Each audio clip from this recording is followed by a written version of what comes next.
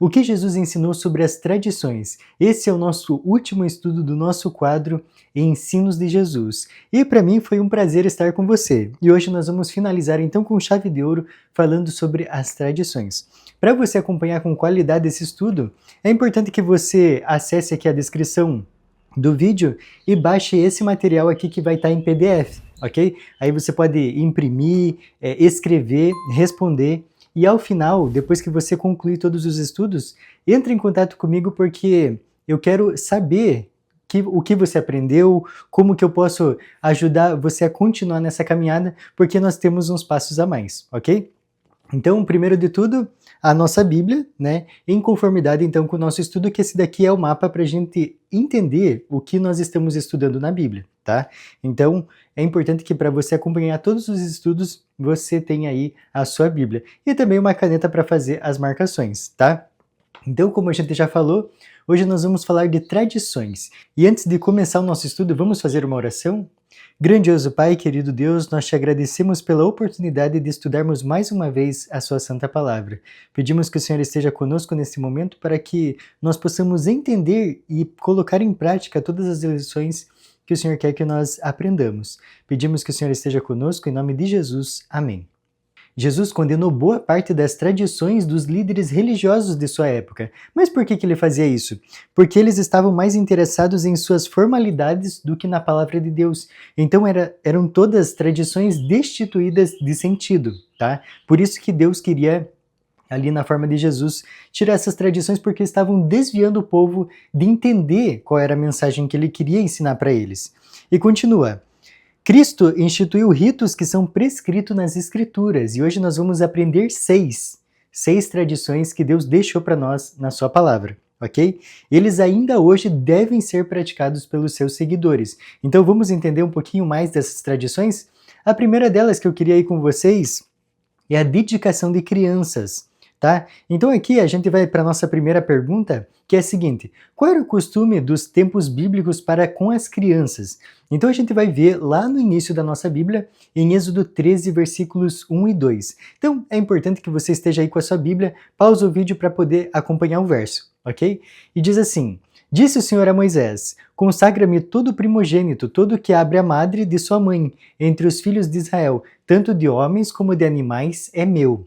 Só para a gente entender um pouco do panorama que o capítulo 13 vai informar para nós, o povo de Israel tinha recém saído do Egito.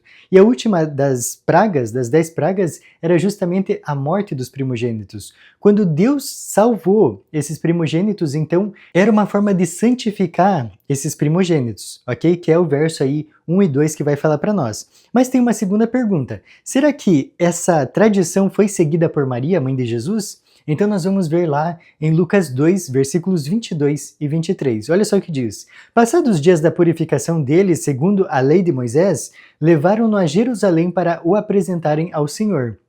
Conforme o que está escrito na lei do Senhor, todo primogênito ao Senhor será consagrado. Então você vê que esse verso 23 faz uma menção ao que a gente acabou de ler em Êxodo 13. E agora uma última pergunta para a gente fechar essa parte da dedicação das crianças é a seguinte: qual o significado dessa dedicação de crianças? Então eu gostaria que você pegasse sua Bíblia aí e fosse comigo lá para Salmos 127, versículo 3. É um importante texto para a gente entender um pouquinho mais dessa dedicação das crianças, tá? Salmo é o maior livro da Bíblia, e aí você pode ir até o capítulo 127 e o versículo 3 diz o seguinte: herança do Senhor são os filhos, o fruto do ventre, seu galardão. Olha só, herança do Senhor, olha só que bênção. Mas vamos ler mais um verso que está em Isaías 8, versículo 18. Vai complementar essa informação que a gente acabou de ler. Olha só o que diz: Eis-me aqui e os filhos que o Senhor me deu, para sinais e para maravilhas em Israel da parte do Senhor dos Exércitos, que habita no Monte Sião. Então aqui, olha só que legal como começou esse verso, né? Eis-me aqui e os filhos que o Senhor me deu. Então, lembra quando a gente fala aquela frase que tudo é de Deus? Até os nossos filhos, os nossos relacionamentos, os nossos bens, as nossas propriedades, tudo são de Deus. Então os nossos filhos também não saem desse tudo que é de Deus, né? Então, Achei muito importante a gente pontuar isso. E olha só, tem uma informação aqui que é muito relevante também.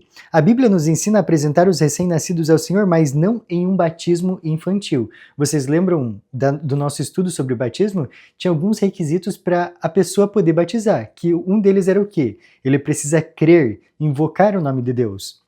Então, se você não assistiu o nosso estudo sobre o batismo, eu vou deixar no card aqui em cima, ok? E diz assim, a dedicação é um compromisso assumido pelos pais, olha só a responsabilidade dos pais, de que educarão a criança nos caminhos de Deus. Os pais são chamados à frente e depois de uma breve leitura bíblica é feita uma oração de dedicação ao Senhor. Então ali desde os primeiros passos a criança é dedicada ao Senhor, né? Isso é muito importante porque assim a gente consagra a criança a Deus. Então aqui só para a gente finalizar essa parte, a gente vê aqui nos evangelhos que Jesus foi dedicado no templo, tá? Então é importante a gente fazer essa pontuação aí. Vamos para a nossa segunda cerimônia, a nossa segunda tradição que Jesus instituiu para nós, que é o batismo. Lembrando, como eu acabei de falar, que o batismo a gente já teve um estudo só para isso. Então aqui a gente vai falar mais por cima, tá? Se você quer aprofundar nesse estudo, veja aí no card que vai estar o nosso estudo sobre o batismo. Então vamos para a primeira pergunta que diz assim: o que Jesus fez para dar início ao seu ministério público? Olha só, então o que ele fez ali para começar o seu ministério? Vamos lá para Mateus 3, versículos 13 a 17. Por esse tempo dirigiu-se Jesus da Galiléia para o Jordão, a fim de que João o batizasse. Ele, porém, o dissuadia dizendo: eu é que preciso ser batizado por ti, e tu vens a mim? Mas Jesus lhe respondeu: deixa por enquanto, porque assim nos convém cumprir toda a justiça. Então ele o admitiu. Batizado Jesus, saiu logo da água e eis que se lhe abriram os céus, e viu o Espírito de Deus descendo como pomba, vindo sobre ele. E eis uma voz dos céus que dizia: esse é o meu filho amado, em quem me comprazo. Então aqui a gente vê claramente o batismo de Jesus, uma descrição da cena que aconteceu. Mas você lembra que para você batizar é porque você está enterrando o velho homem de pecado e está nascendo para uma nova vida com Deus? E Jesus precisava ser batizado? Ele se batizou para nos dar o exemplo, ok? Então Jesus não precisava ser batizado porque ele não tinha pecado, mas ele batizou justamente para nos dar o exemplo. Eu gosto de fazer a analogia aqui da criação. Lembra que Jesus também descansou após criar todas as coisas? Por que ele descansou se ele é perfeito e ele não se cansa? Justamente também para nos dar o exemplo. Então aqui, confirmando, Jesus foi batizado no Rio Jordão. Próxima pergunta. Que ordem deu Cristo à sua igreja? Esses versos que nós vamos ler, é importante que você tenha até ele marcado na sua Bíblia, porque ele é muito importante para a nossa saúde espiritual, para a gente ter paz e esperança sobre o amanhã. Olha só o que diz. Ide, portanto, fazei discípulos de todas as nações, batizando-os em nome do Pai, do Filho e do Espírito Santo, ensinando-os a guardar todas as coisas que vos tenho ordenado, e eis que estou convosco todos os dias até a consumação do século. Então olha só que grande promessa que Deus faz para nós nesse momento. Ele está conosco até a consumação dos séculos. Naquele dia que você está para baixo, que você parece que não vê saída, parece que está tudo escuro, Jesus está com você, Jesus está do teu lado. Isso é muito importante e esse verso é espetacular. Mas aqui a gente não vai se ater a essa informação, nós vamos nos ater a outra. Aqui é Jesus mandando os seus discípulos, e não só eles, todos os missionários, então eu e você, né? Então ele estava falando com todo mundo, para todas as gerações. Ele fala o seguinte: ide, portanto, e fazei discípulos de todas as nações, batizando-os em nome do Pai, do Filho e do Espírito Santo. Então olha só que importante a sequência que Jesus falou. Aqui no sentido de ide não é uma ociosidade, não. A gente tem que testemunhar, tem que falar do amor de Deus.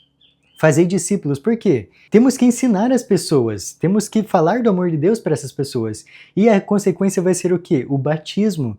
Então você vê aqui que Jesus colocou o batismo como algo essencial. E olha só a frase que tem aqui no nosso livrinho. Todos quantos aceitam sua graça salvadora e abandonam a vida de pecados, podem ser aceitos como membros da família de Deus por meio do batismo. Então às vezes você pode pensar assim, puxa, mas eu não tenho jeito, eu fiz tanto pecado. Se você se arrepender, Deus está pronto a te perdoar. Olha só que bênção, né? E o que significa o batismo? Vamos lá então para Romanos 6, dos versículos 4 a 6, só para a gente entender o que significa o batismo e por que ele precisa ser sobre imersão. que é o que a gente já estudou lá no nosso estudo só sobre o batismo, tá? Então aqui a gente só vai dar uma pincelada. Então abra aí na sua Bíblia Romanos 6, dos versículos 4 ao 6, e vai fazer a gente entender essa analogia aí que Cristo quer nos ensinar. Diz assim: fomos, pois, sepultados com ele na morte pelo batismo, para que, como Cristo foi ressuscitado dentre os mortos pela glória do Pai, assim também andemos nós em novidade de vida. Porque se fomos unidos com ele na semelhança da sua morte, certamente o seremos também na semelhança da sua ressurreição. Sabendo isto, que foi crucificado com ele o nosso velho homem, para que o corpo do pecado seja destruído, e não sirvamos o pecado como escravos. Então olha só, quando a gente se entrega a Deus, a gente tem que sepultar, tem que deixar a velha vida para trás, né? E isso é muito legal e muito importante, tá? Deus nos dá uma nova chance, isso é muito bom, né? Então se você está carregando algum peso, algum fardo, se entregue a Deus, que Ele está pronto a perdoar. Nós, os seres humanos, nós não perdoamos, infelizmente. Até nós não nos perdoamos também. Mas Deus está sempre pronto a nos perdoar. Basta que o quê? A gente tenha o espírito de arrependimento, tá? E a gente teve um estudo só sobre isso também, que foi sobre o perdão, né? Que vai estar aí também na nossa playlist, ok? Um verso então para finalizar essa parte aqui da cerimônia batismal, nós vamos ler lá 2 Coríntios 5, versículo 17, tá? É um importante verso para a gente completar, olha só. E assim, se alguém está em Cristo, é nova criatura, as coisas antigas já passaram, eis que se fizeram novas. Amém, né, meu irmão, minha irmã? Que bênção, esse verso nos dá a oportunidade de nós deixarmos para trás tudo que a gente já fez de ruim. Então, essa daí é a nossa cerimônia do batismo. Se você tem qualquer dúvida, coloca aqui embaixo que vai ser muito bom te responder, tá? Não fique com dúvida. Vamos então para a nossa próxima cerimônia? A nossa próxima tradição é a Santa Ceia, a Ceia do Senhor, como Paulo vai falar, né? Então vamos ver a nossa primeira pergunta, que diz assim: o que Jesus instituiu no lugar da Páscoa? Então, a gente já viu ali a fotinho, então já deu um spoiler para nós. Mas vamos ver na Bíblia, né? João 13, versículos 4, 5 e 15, diz assim: levantou-se da ceia, tirou a vestimenta de cima e, tomando uma toalha, cingiu-se com ela. Depois deitou água na bacia e passou a lavar os pés aos discípulos e a enxugar-lhes com a toalha com que estava cingido. Porque eu vos dei o exemplo para que, como eu vos fiz, façais vós também. Então olha só que importante. Deus aqui está falando no verso 15 para que, como ele fez, nós também façamos. Então ele colocou essa cerimônia no lugar da Páscoa. E diz assim aqui: a Santa Ceia deriva seu significado da morte de Jesus Cristo e de seus ensinos ao celebrar sua última Páscoa.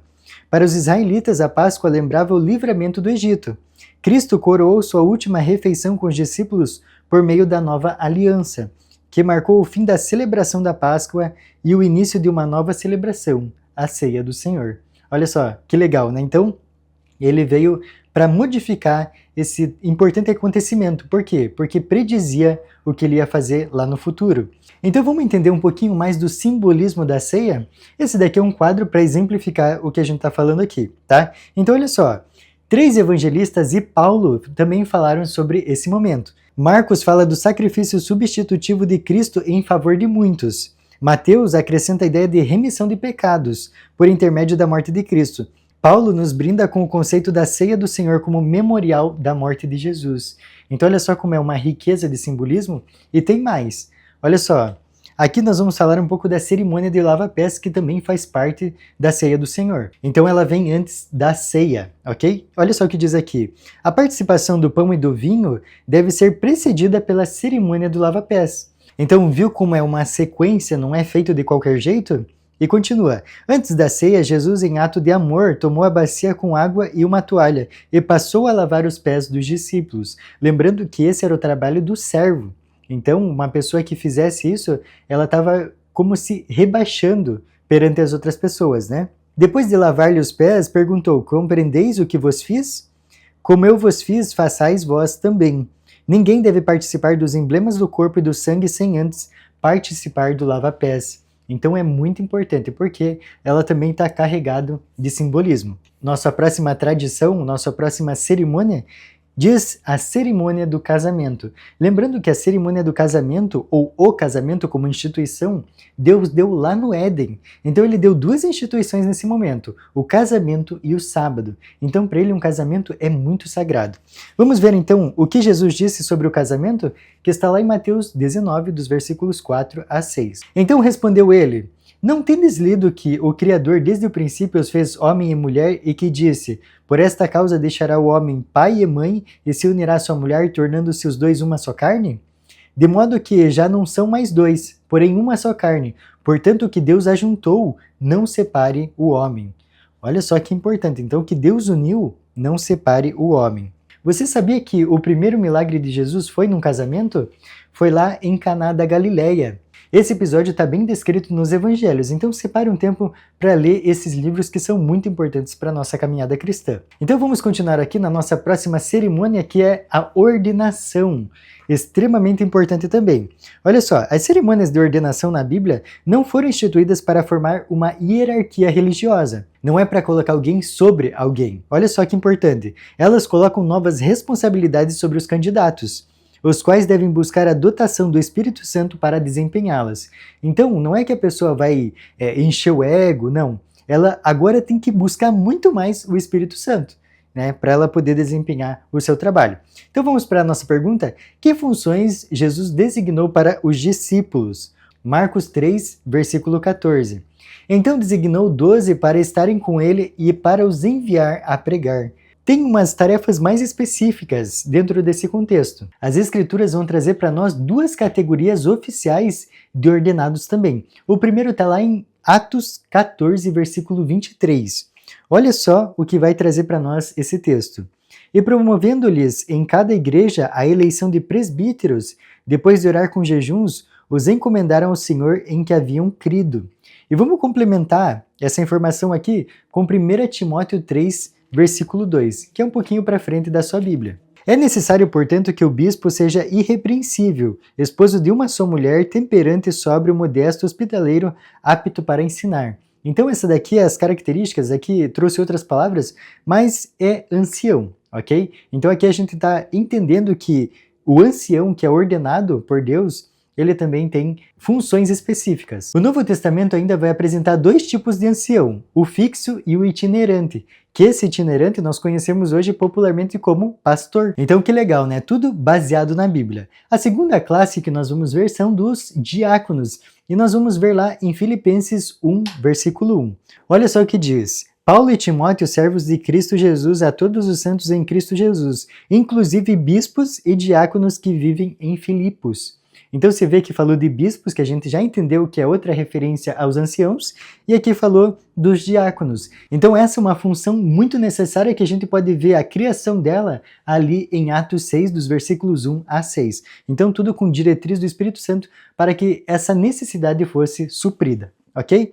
Na medida em que a igreja do Novo Testamento crescia, olha só que importante essa informação, pessoas eram selecionadas para diferentes tipos de liderança. Essas mesmas funções devem ser desempenhadas na Igreja de Deus atualmente. Por isso, o rito da ordenação deve ser ministrada ainda hoje. Então, você vê que todas essas funções, essas tradições que nós estamos vendo, essas cerimônias, elas têm um significado, um propósito. Não é nada como os fariseus faziam, que eles iam encobertando o que Deus havia dito, né? Então, todas aquelas cerimônias eram destituídas de significado. Vamos então para a nossa última cerimônia, que é a unção dos enfermos. Então, vamos entender um pouco mais sobre esse serviço da unção? A nossa pergunta diz assim: qual é o conselho de Tiago? Então vamos lá para Tiago 5,14, que diz o seguinte: está alguém entre vós doente? Chame os presbíteros da igreja, e estes façam oração sobre ele, ungindo-o com óleo em nome do Senhor. A gente tem que deixar bem claro aqui que uma unção não necessariamente seja para a pessoa ser curada, mas é para aproximar a pessoa de Deus. Então nesse momento é Deus que faz a vontade dele. Se for para curar, cura. Se não for para curar, não cura, ok? Olha só, A unção deve ser feita com óleo de azeite e o enfermo deve ser ungido enquanto alguém ora por ele. O óleo deve ser aplicado na testa com as pontas dos dedos daquele que faz a oração. Membros da família ou entes queridos também podem estar no local da unção, mas tudo deve ser feito com a máxima reverência, suplicando que a vontade de Deus seja feita na vida do enfermo. Então você vê que você entrega a pessoa para Deus e deixa Ele fazer a sua vontade? Não a nossa, ok? Então essa cerimônia aqui da unção é extremamente importante também nos nossos dias, ok? Todas aqui vocês viram que são extremamente importantes, né? E eu gostaria de concluir então o nosso estudo dizendo o seguinte: existem vários e vários ritos que os cristãos modernos precisam participar. E olha só, eles todos têm finalidade clara, tá? E eles são feitos com muita reverência, porque a gente não pode esquecer o que está escrito lá em 1 Coríntios 14:40. Tudo, porém, deve ser feito com ordem e decência, porque esse é o Deus que nós servimos, um Deus de ordem e decência, ok? Eu gostaria então de caminhar com você para a nossa parte do Minha Decisão, tá? Que diz assim: após compreender melhor as ordenanças e cerimônias ensinadas na Bíblia, desejo pela graça de Cristo vivenciá-las em minha experiência religiosa. Meu amigo, esses ritos, essas cerimônias são muito importantes na nossa carreira espiritual. Se esse é teu desejo de estar mais perto de Cristo e viver o que Ele demonstrou na sua Bíblia, então vamos orar. Querido Pai que estás nos céus, nós te agradecemos, ó Deus, porque o Senhor deixou tudo na sua palavra para que hoje ninguém nos engane. Pedimos a Deus que o Senhor nos ajude a estudar a sua palavra cada vez mais e que assim nós possamos levar a sua mensagem às pessoas que necessitam. É isso que te pedimos e já te agradecemos. Em nome de Jesus. Amém.